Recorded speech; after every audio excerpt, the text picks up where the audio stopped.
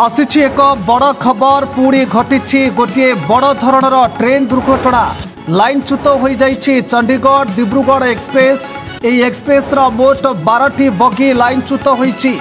यहाँ मध्य 4टी एसी बगी रही। वर्तमान सुधा एथिरे मात्र जड़े यात्री मृत्यु होता बेले अनेक गुरुतर आहत अवस्था हस्पिटाल भर्ती कराଯାଇଛି।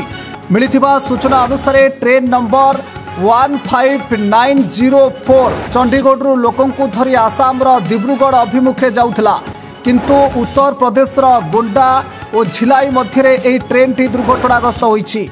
ट्रेन 12टी बगी झिलाई स्टेशन ठारू अल्प दूर में पिकाउरा ठारे ओलटी पड़ी। सामना को आसीथिबा फटोरे ओलटी पड़िथिबा बगी मध्य अनेक लोक फसी रही देखा मिली।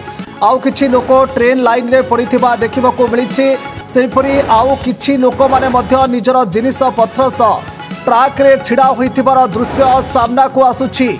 दुर्घटना परे आसाम मुख्यमंत्री हिमंत विश्व शर्मा परिस्थितिर अनुध्यान करिसेंती। एथिसह अधिकारी मानकु घटना उपरे नजर रखिबा को आदेश दैछंती। या सह उत्तर प्रदेश मुख्यमंत्री कार्यालय पक्षरु मध्य घटना को गुरुतर भावे लिया जाइछि। जिला अधिकारी मानकु घटनास्थल को जिबा पई मध्य निर्देश दिया जाइछि। मुख्यमंत्री योगी आदित्यनाथ आहत होइतिबा यात्री मानकु तुरंत हॉस्पिटल नहीं चिकित्सा सुविधा जोगाई देबाको कहिसेंती। दुर्घटना परे उद्धारकारी दल सह रेलवाईर मेडिकल टीम घटनास्थल में पहुंची। नॉर्थ ईस्टर्न रेलवे पक्षरु दुर्घटना परे हेल्पलाइन नंबर जारी करा जाइछि। Bureau report focus plus.